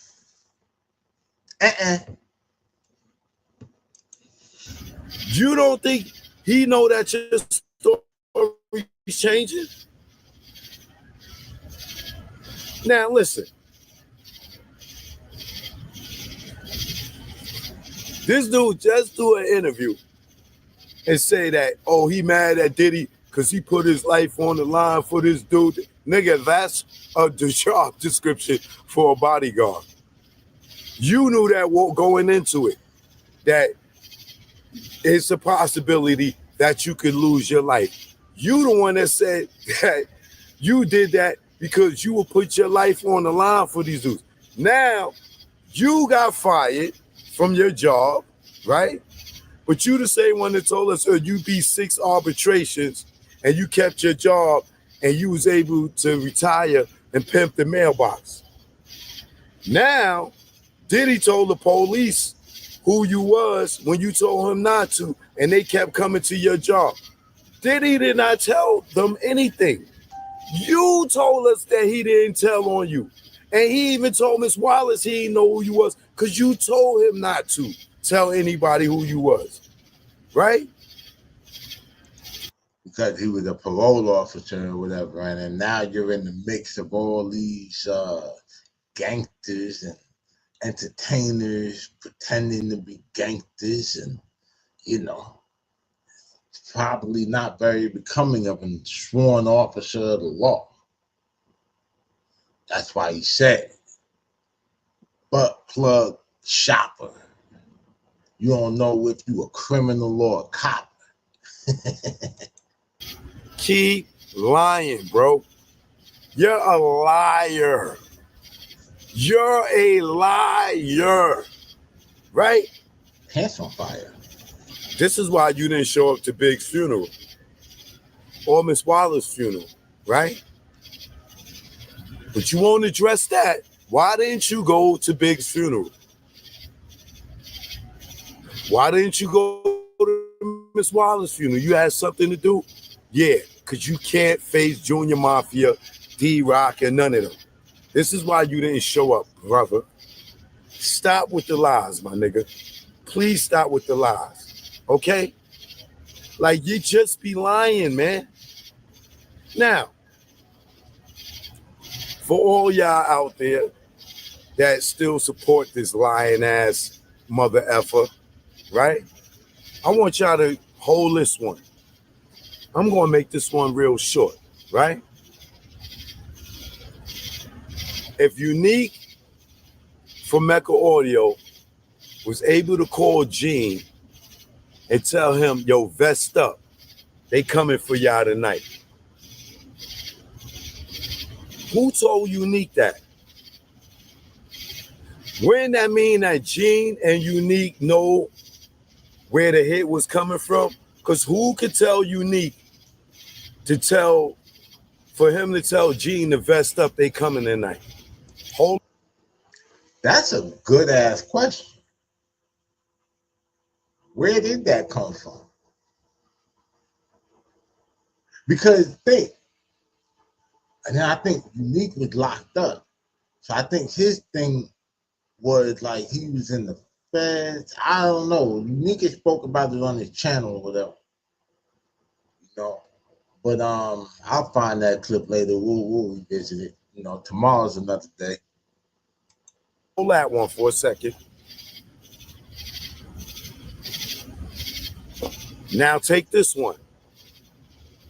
Chaz called him and told him, yo, they coming for y'all tonight. It's going to be a hit. Right? Who could have told Chaz that for Chaz to know that it was going to be a hit? Unique is in jail and he gets the call, or he called someone and knew that it was going to be a hit on Big. So Gene got it from Chaz and Gene got it from Unique. And you going to tell me Gene never asked Unique who told him that it was getting ready, that Big was going to get murdered that night? You telling me that Gene never asked Chaz, yo, how did you know that Big was going to get murdered that night, right?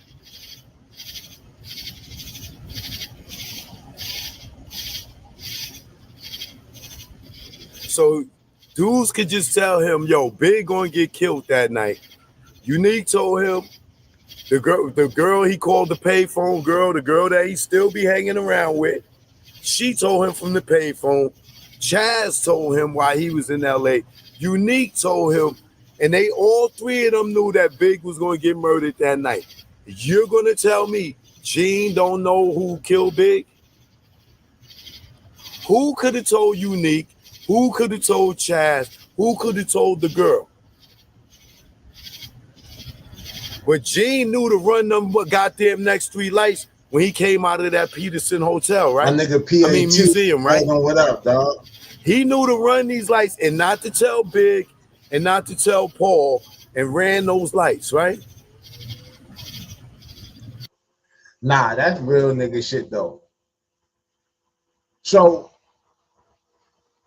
whoever told Unique, whoever told Chaz, they knew. And these are all New York guys. So these are not LA niggas. Like they're, you know, nationwide niggas connected, you know what I mean? But these are guys from New York sending warning to LA. So it's really like, who sent that? Because the shooter ain't the nigga like in the power that probably had the grudge. He just a hand.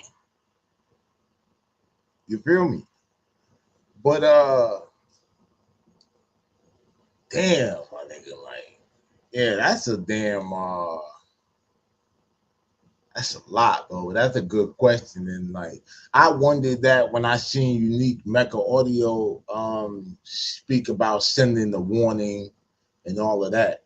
But yeah, it's something, this shit getting shadier and shadier. Like the Tupac thing we wrapped up, we know what that was, you know what I mean? But this right here, this some real conspiracy shit. Like everybody be trying to have a conspiracy theory about Tupac, and that's an open and shut case. Nobody just wants to accept the fact that Bud died fake gangbanging. You know what I'm saying? Like, and he ran into a nigga that was really like that, and you know, he got stepped on. Like this Biggie shit was this like some JFK type shit though, bro. You know what I mean? Like I'm not putting it to the level of, but just all of the like connecting dots and So who told Unique? Who told Chaz? Who told the girl in Harlem at the payphone that Big was getting ready to get murdered? For Gene, for Unique to tell him, yo, vest up. They coming for y'all tonight. For Chaz to... Who was the girl at the payphone in Harlem? I know a lot of people probably gonna jump to the conclusion and say Desiree Perez because of her connection to OG Juan and Big connection to Jay. I don't know. I'm not, you know what I mean? But then again, Von Zip was, but then Von Zip was implicated in the Tupac thing when Keefy was like, that's where they got the gun from. And that Foxy Brown was with him. Boy. To tell them, yo, they coming for y'all tonight, and it's some street shit, right? And the girl on the payphone tell them that they all 3 of them told Gene that night. This is why we know why Gene ran the 3 lights, right? I'm gonna leave y'all with that. Y'all tell me, how doesn't Gene know who killed Big if Unique was able to tell him, if Chaz was able to tell him, if the girl was getting ready to tell him? Y'all gonna tell me he never asked near 3 of them? How did y'all know that was getting ready to happen? Think about it. I'll be back. Man, hey, when you write sometime. Oh, what the fuck? Oh. So, yeah, man, Chuck, no joke. Started off joking, but that nigga got serious in the end. Good question. A question I'm probably interested in exploring. Stay tuned. Shit. So we're gonna end this off. I don't know if to call it a light note. So, you know, all of my animal lovers, don't come for me. I ain't trying to start no shit with y'all. You know what I'm saying? But yeah, and this on a light note, we got JAHIEM. Yeah, Mr. Don't Hate on Us. We're fabulous. That nigga. I seen bro looking kind of stressed out. It's a meme out here. It's a meme out here with Too Short and JAHIEM. And it's like when you put the bitch first and they got JAHIEM looking all raggedy and scruffy and shit. And then they got, you know, when you say, you know, fuck that bitch, you know what I'm saying? They got Too Short, you know, looking at, you know, like nigga aging, you know, with the Fountain of Wealth and all that, you know, minus the little grays, you know what I'm saying? But they got this nigga. Hold up. I got a picture of JAHIEM. Yeah, there you go. So they got this nigga jammed up on some animal cruelty shit, you know what I mean, with some dogs. So we gonna get into this or whatever. Quick little laugh before I roll out, you know what I mean? Let's get it. Pull this up.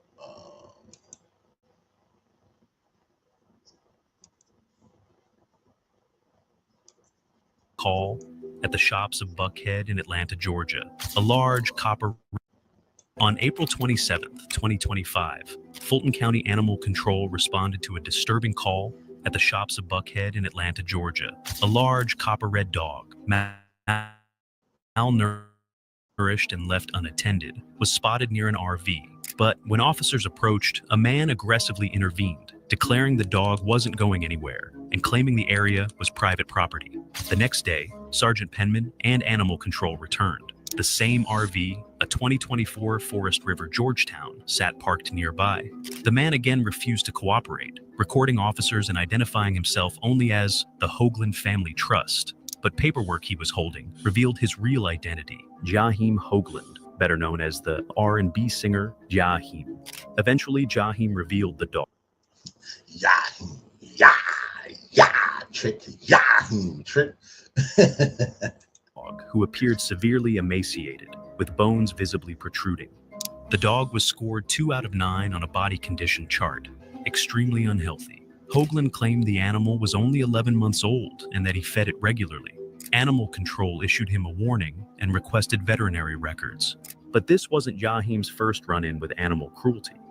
In 2021, he was charged in New Jersey for housing 15 dogs in horrific conditions. What? As more complaints rolled in, officers tracked his RV from a BP station to Buckhead. So he living how he look. Oh shit. Hey Pat, we on YouTube, nigga. You get in there because I can see the comments. I don't know how to make this shit. I don't know if it'll even show me comments from motherfucking Instagram. It should have this shit where it shows everything, but whatever. I was letting you know, homie, because I'm checking the chat on the phone or whatever. But shit, this nigga JAHIEM, man. Head Square. The investigation continues, but one thing is clear. Questions surrounding JAHIEM's treatment of animals are growing louder.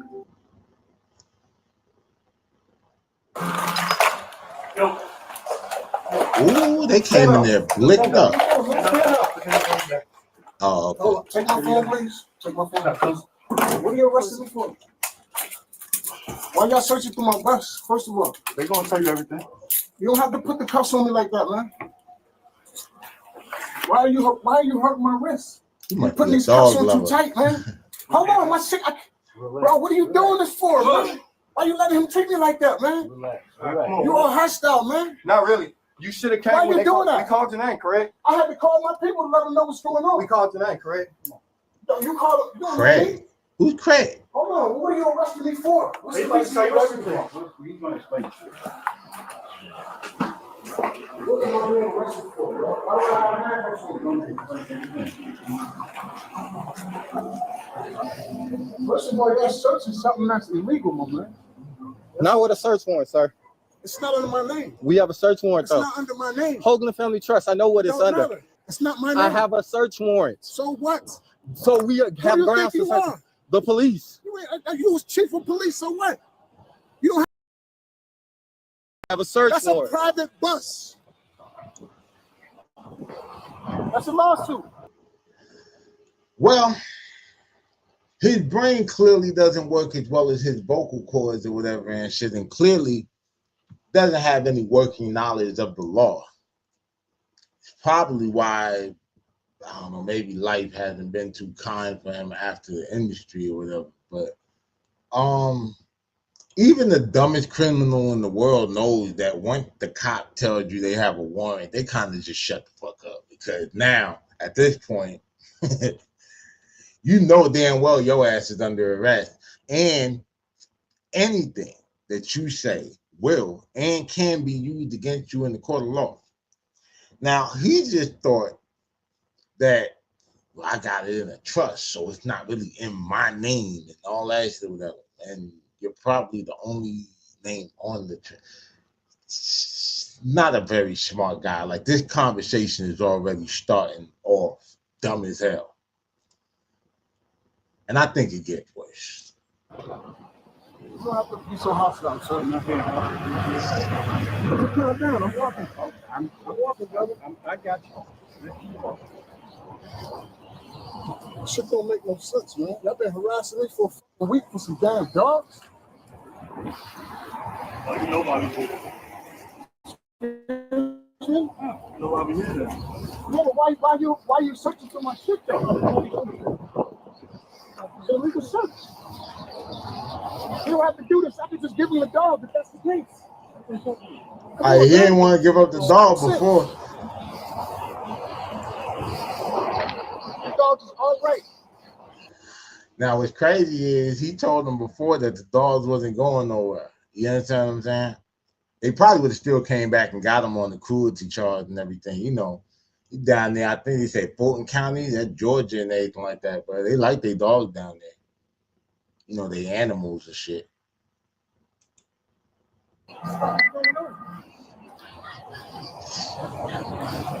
Y'all do this for homeless people? Can y'all do this when people need a place to eat and all that shit? Go ahead. Let's go see what are you putting handcuffs on me for? Why do I have handcuffs on me? Because you have a warrant for animal cruelty, sir. Why do I have a warrant for animal cruelty? Because of the condition of your dogs. What condition of what dogs? The dogs you have in your RV, sir. What dogs? The dogs in your RV. Those are not under my own. They're in your custody and care. I'm not driving that bus as well. This nigga.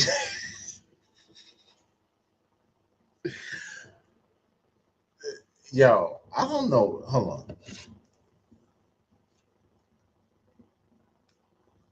How many platinum recordings did JAHIEM have?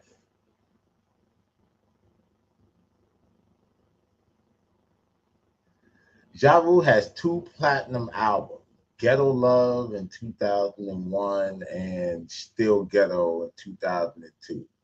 Both of these albums achieved platinum status according to the Recording Industry Association of America. 2 platinum albums. And you say you're homeless, living in an RV. And these people are sitting here and telling you that they have a search warrant for your RV. And you have a warrant for your arrest for animal cruelty. And you still don't understand.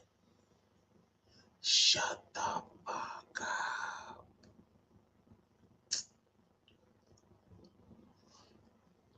You don't know the law. And even after not knowing the law, even though this is criminal law here, but just not knowing contractual law, just how things work. Got 2 platinum albums or whatever, and it's probably because you didn't read the contract. Because the thing about it, I tell people all the time, yes, it's shady record deals and all of that shit, but in order to get involved in the shady record deal, you got to sign it. Now, before you sign it, you could have consulted with a lawyer, had them read it, and they would have told you, like, hey, bro, You can sign this shit, but I hope you know this, that, and the third. And maybe you would have still signed the deal. You just wouldn't have dug yourself in a hole so deep thinking it's family. Because that's what they tell you when you get to them labels, right? It's family. Yeah, bro. You know what I mean? All that shit. So, yeah, now you don't understand the warrant either and everything like that. But your ass gonna learn. And what's crazy is when I was looking this shit up, this dude got arrested for this shit on my birthday, May 28, 2025. That's crazy. Put him in. Put your feet in. Turn around. Put your feet in. Where's your how you doing? I'm good. Can we figure something out? Because this is like Okay. You want to make sure you don't have anything sticking around. This don't make any sense, man. Why are you taking my babies, man? I don't know. Can I have my keys back? No, sir. No, sir. Hold up. This don't make any sense, man. Why are you taking my babies, man? Wait, but he just said that the dogs wasn't his, and now he's saying why they taking my babies. I think my nigga high, dog.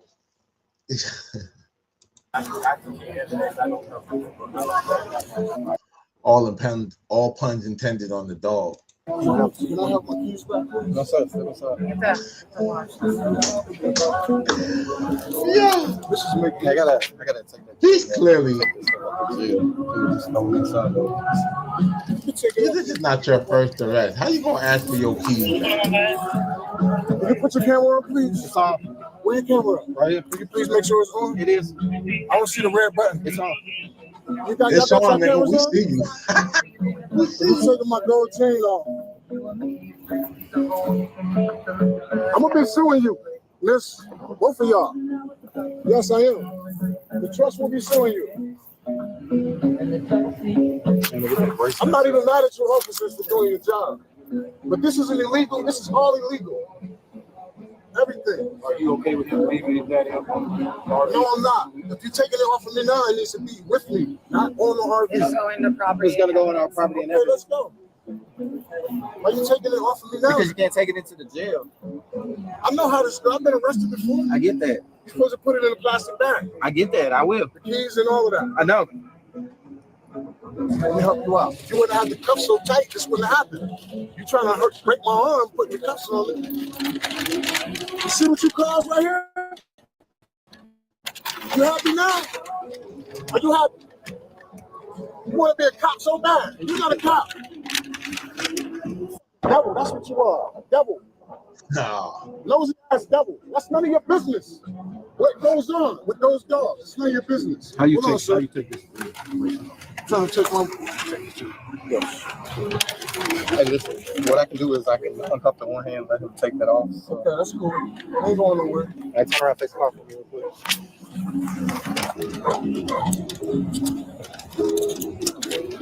Makes no sense, man. But this isn't illegal. This is all illegal. Everything. Are you okay with him leaving that up? Now I haven't seen the dogs. I don't know, like, you know what I mean? They saw the dogs. They actually examined the dogs, and there's a whole thing that the veterinary people came up with that the dog ranked 2 out of 10 on like body condition and all that. So animal cruelty is illegal, my friend. Arresting a nigga for that shit is not. You know what I'm saying? I'm not a super animal lover, and I'm damn sure not a fan of the police or whatever and shit, right? But I always tell people, even though I understand that I've lived by the street code and all of that shit, right? Some people are just stupid. Like, you know what I'm saying? Like, you just kind of, like, I've run into people in jail, and they tell me like why they're in there, and I think to myself, this motherfucker, like, you stupid as hell. Like, I don't know if I went jail on somebody, but it's like, you kind of deserve some bad luck. Like, to be that stupid, like, you know what I mean? Just kind of signed up for it almost, you know what I mean? But, yeah, this nigga Jaheim is a goddamn dummy and shit. Like, I know they be clowning the shit out of his ass when he goes to the county jail. No, I'm not. If you're taking it off of me now, it needs to be with me, not on the RV. It'll go in the property. It's got to go on our property. Okay, let's go. Why are you taking it off of me now? You can't take it into the jail. I know how this. I've been arrested before. I get that. You're supposed to put it in the Oh, it's plastic bag. another I angle. get that. I will. The keys and all of that. I know. He's showing different angles. What? Why was the armor cruelty on me? Go ahead and get Step back some. on.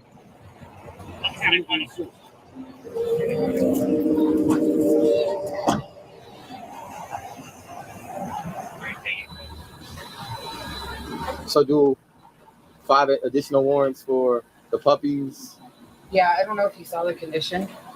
So all the puppies that were right here all had way overgrown fingernails. They had feces clustered around their nose and all in their paws and in their coat. So it's 5 puppies. It's 3 puppies here. Then there was the big boy. Okay, so I do a warrant for the 3 puppies. Yeah, get the information from Lonnie as far as sex and. Yeah, if you could just text me. So, like I said, I'll do for the 3 puppies, the female, and then the male dog. I already got one for the male dog, so and then one up here. Yep. And that one, make sure that one had like hair missing on its back, and almost looked like scars or something. Okay. Just get a detailed record of that if you even need to look at the dogs. And then just be detailed on where they were located. So like the little French bulldog that had the scars on the back.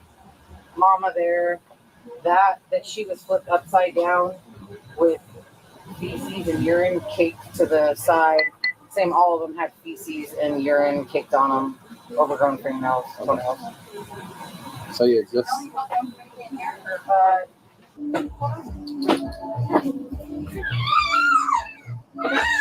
No, there's more.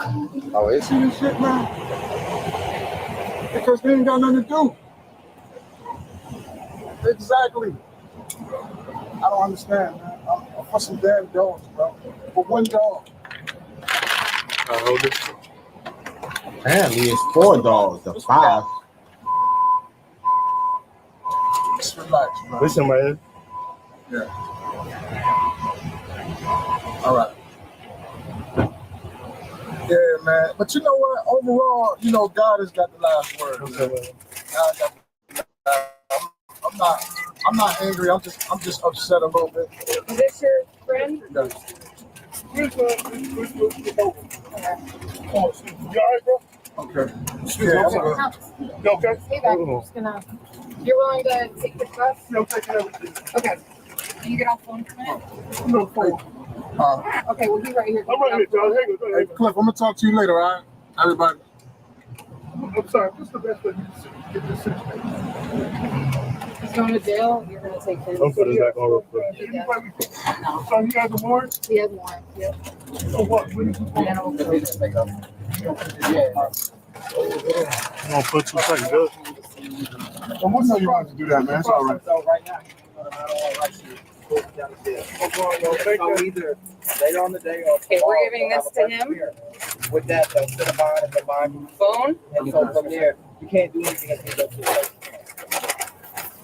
Gold chain with that necklace. Oh, can we take this stuff? Could I take You're going to. I want to show him that we're giving it all back. My other stuff is in the hotel. You can grab it from me. Okay. You see the bracelet in there? Yeah, bracelet and ring are right here. Okay. And then you have, is it lipstick or lip gloss, and then this. Okay. I don't wear lipstick. Yeah. All right. All that is going with him. Yeah, lip gloss. Nah, I was about to get spooked. Like, what? What the hell? Thank you. Hey, can I show him how to do the slide first? You can tell him. So the door's damaged. I can't even lock it. You know what though? You can probably just go to the. Well, I'm gonna take it to get fixed. Yeah, well, just they sell the doors at the whatever. Yeah, I'll get it. By the house. I'm gonna get you situated. I got So you. look, the slide. You know how to do the slide on the doors? I got you. Don't worry about it. Don't worry about it. So on the yeah, wall. Bring them in. Yeah. You know how to do that? Yeah. You remember? Yeah. Hold on.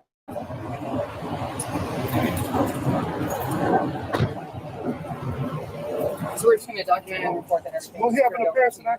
Probably not. More likely tomorrow. So they're gonna hold me in jail? Well, you'll see the judge and then you'll get a bond. So no appearance today. I mean, possibly, depending on what time you get there. But. It's early. I wish we can. Because this is a misunderstanding. That's all it is. It shouldn't be a warrant. It shouldn't be a warrant situation. The dog, hey man, did the dogs look unhealthy to you? No, I mean, you took the pictures though, right? Who was the dog animal control? The ladies back there that just got the dog. We're the ones investigating it. Hey, the trust. At this moment, the trust. What's the good phone number for? 201. Yeah. 254. Well, you know what's real?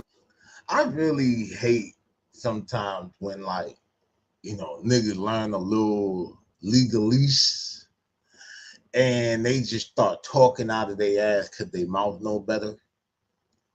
Because now you about to try to invoke the rights of the trust and all this madness, dog. I think that nigga JAHIEM getting high again. Oh my,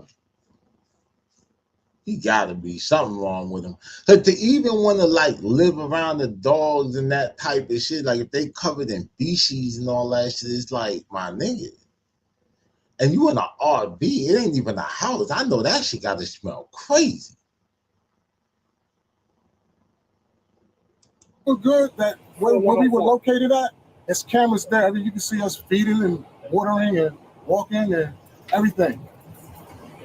So I'm gonna have to subpoena your police cameras that's over there where the bus was at too, because you can see that.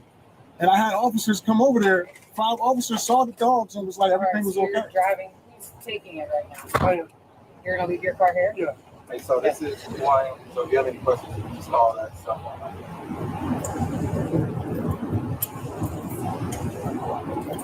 Yeah. All right. So let me ask you a question, man. Okay, never mind. We're going to the police station now? Yeah. Okay. And you said you were okay with him getting your stuff out the hotel, correct? Yeah, they already know. They already gave Okay, he's taking your stuff out of the hotel. All right. Okay. Hey, folks. Just tell them, show them that you the guy with the bus that you want to come to the hotel, right? Yeah, he right here. He's gonna take me out. Okay. Yeah. I'm trying to get this situation. I'm trying to figure this out though. How did police know I was here?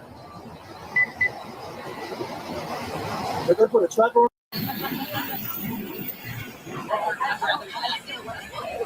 No, if we find another one, no. We all lose, and I would rather have that. Is that a puppy?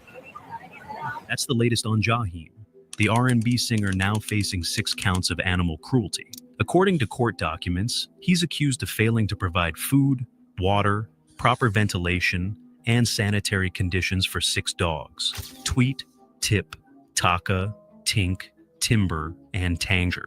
It's a serious case, and we'll be watching closely to see how it unfolds. If you found this video informative, hit that like button, drop a comment. Let's go on and give homie a like. Yeah, showing YouTube love on these streets.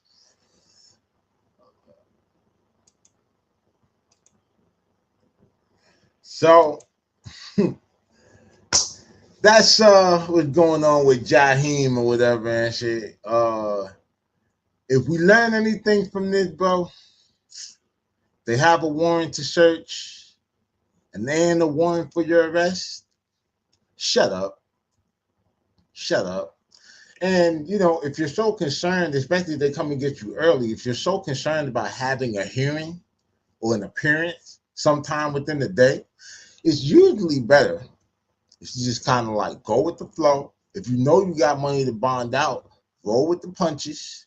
Because unless you're completely delusional or whatever, there's no way. If animal control and all of that came and they made this assessment and they got this paperwork on the dog from like after being examined, they ain't really making this shit up on you, bro.